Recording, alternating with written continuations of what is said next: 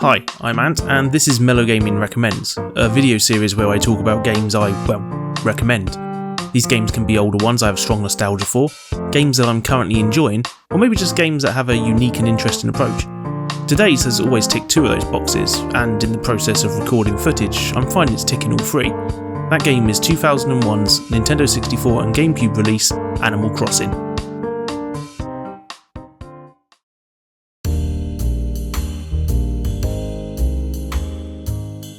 Now there's a good chance you may be one of the folks that first subbed to Mellow Gaming after seeing a video I released just about exactly 5 years ago now, where I returned to my original Animal Crossing village for the first time in 10 years. I didn't even realise at the time that it had been 10 years until recording, which was a great way of making me feel like I had waited a full decade.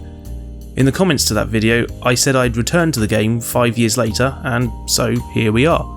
Hopefully I'll get this video out 5 years to the day of the last one. That previous video was a Let's Play, which was basically what I did on the channel at the time. It's also my most viewed video ever, hitting at the time of writing this script, just over 108,000 views. The reason I'm not doing a Let's Play this time is simple. Firstly, I've already done that. It'd be boring to do the same thing again because really it'd just be me getting shouted at by my villagers and picking up weeds. Secondly, I've gradually developed as a video maker and started learning to edit, and for the last few years I've been making these recommends videos as a way of getting my teeth into games in a bit more depth. So with all that said, shall we see how my village is doing?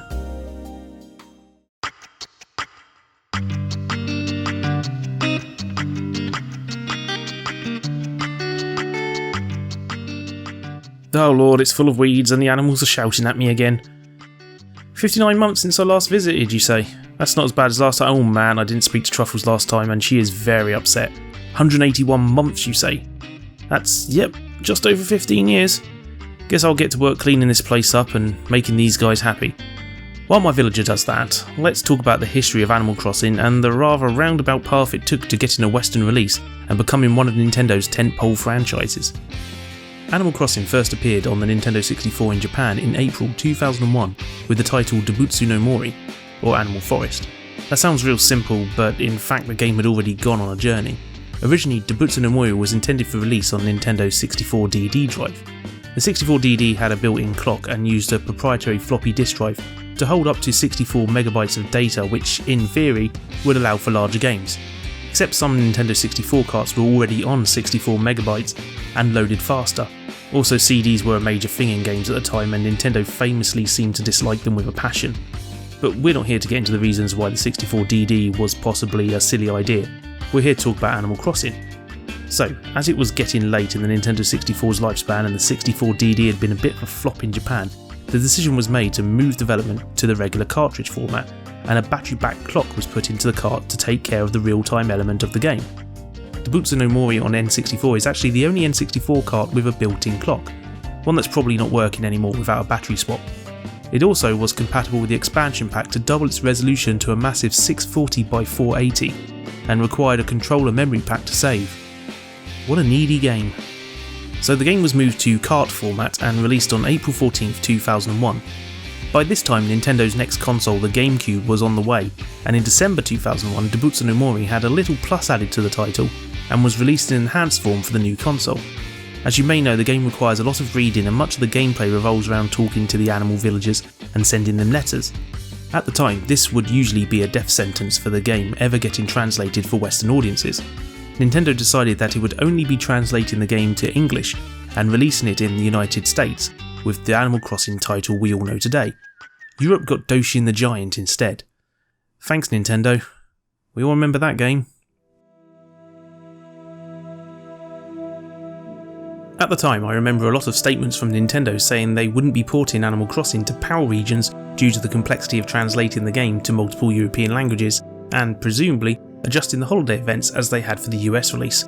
This frustrated myself and Mellow Gaming Let's Play buddy Paul enough that we took their word for it and just imported the games as soon as we could after its US release in September of 2012. I believe we ended up getting them around Christmas. It may have been early 2003 though.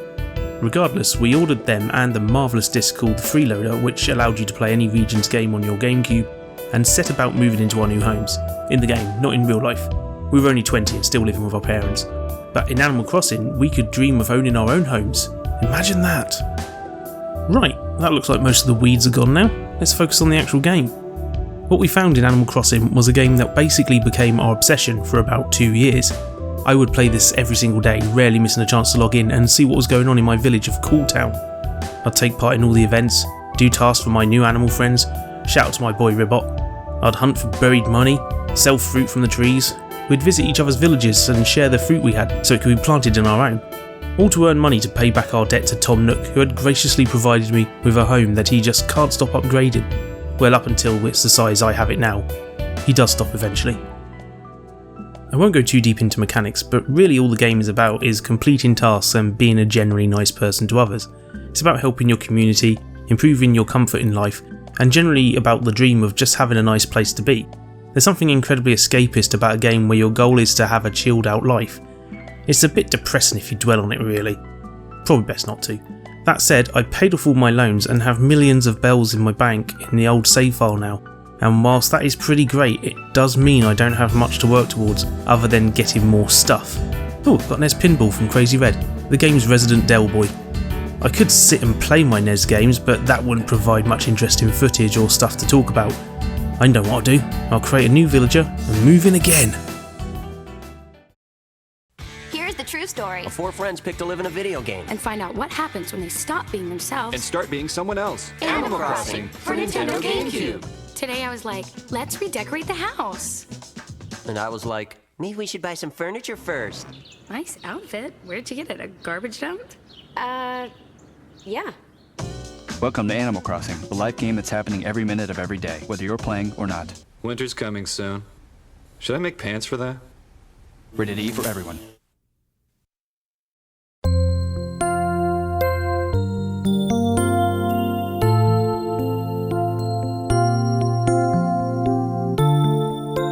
Meet Isabelle, not that one. My newest villager and a young lady who's arrived in Cooltown with nothing but hopes and dreams and a drive to start anew. Also 90,000 bells I sent from my original villager.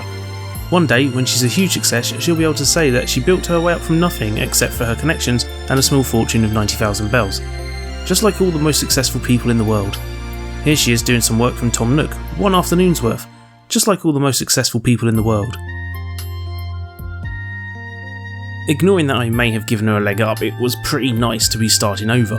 I got to meet all the villagers for the first time, and I get to try to make my home a livable one with some sort of coherent look to it. That may take a while. I didn't have many days to record this footage, but I spent them doing what I could to explore the village and build Isabelle a bit of a life for herself. There's something nice and satisfying about paying off your first loan. I also remembered the dread I got when the next bill came in. It didn't sting as much now as it did over 15 years ago, but there was something about the feeling that you'd never be free of debt that I really feel these days. A little bit of reality creeping into my fantasy animal village life. Can't wait to do it all again next year in Animal Crossing New Horizons. I don't really want to delve into everything there is to know about Animal Crossing. It's one of those games that's best discovered for yourself. There's something about discovering new reactions, events and the like that I wouldn't want to take away from new players. Especially those who may be jumping into Animal Crossing's world for the first time when the new game launches. There is something great about how this game litters little moments of discovery into your playtime. You'll attend new events, visit dodgy art dealers, catch bugs and fish and dig up fossils which you can fill out the local museum with. Maybe you'll find a bird wearing a sailor's uniform washed up on the beach.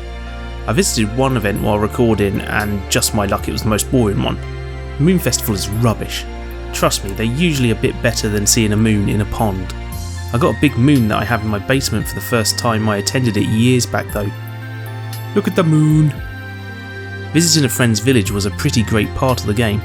Unfortunately, I was unable to visit another village due to it not exactly being a game anyone I know has anymore. It required popping a friend's memory card in the second slot and hopping on the train to visit their town. Sometimes villagers would leave and move to your friend's town. If your friend had sent a letter to one of your villagers, they'd have it in your game to show you later. 15 years later in this case. A pretty neat feature that'll be made super easy to do in New Horizons with the now standard online features. There's a lot more to the game like the GBA linking functionality. In one form you could visit an island where you could get coconuts and find rare items by looking after a villager on the island like a Tamagotchi pet. I did that a few times and it was fun enough. I also imported one of them e-readers and the Animal Crossing cards back in the day, which added new items and the like. There's also a function to download a pattern designer to the GBA. You can do this in the game itself though. Here's me making a nerdy pixel art, and look, it's Mr. T. And here's my Advance Wars tribute, and my Lemmings umbrella. Revisiting my village was a pretty nice experience. I found myself playing every day for a week and a little more as I was editing the video itself. It's one of those games that I feel is a bit timeless, more so for me than any of the sequels, especially that mobile game that just makes me shudder. Villagers asking for presents to visit you is just weird and not in keeping with the community spirit the other titles have. If you place an animal's favorite furniture items, he or she will come to visit. Good old Goldie. One little favor, and now you can hang out. You're friends now. I'm hoping the new game, with its isolated island setting, will bring back a bit more of that simpler, just living your life feel the original game had. I feel like the newer ones have got a bit too focused on you managing and controlling a town, rather than being a contributor to it. Animal Crossing released in the UK in September 2004, almost 2 years after Paul and I had imported the game, assuming we'd never see it. There was an Australian release a year earlier, and even then Nintendo was saying an EU release was unlikely. By that September though, we had both had our fill. I had paid off my loans and was just going about doing tasks just to keep in touch with the animals. Almost felt like I'd be abandoning them to stop playing. But I did, and you may have seen how it all went when I decided to show my face in Cool Town again 5 years ago. There aren't many games I've played this much though. Maybe franchises where I moved on to each new instalment, but not many singular games that I would play every day.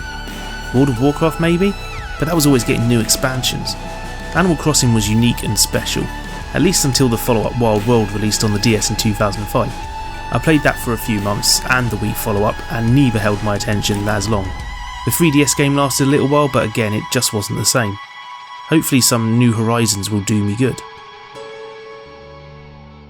And that's all for today's nostalgia focused episode. I hope you didn't mind the somewhat rambling nature of this one. I'd like to say thank you to all of you for watching. Please do leave a like and a comment and maybe give the video a share. Sharing videos really is the best way to help out small YouTubers. Thank you also to my Patreon backers whose names should be appearing on the screen now. I'll leave you with the musical stylings of K.K.Slider as he sings a song inspired by the show Kamen Rider. Yes, that's actually a thing in this game.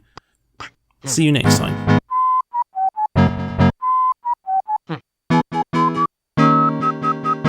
Mi o mi mi que mi o mi que o mi na mi o mi que o mi na o mi que mi o mi que na mi o mi na o mi o na o na mi que o mi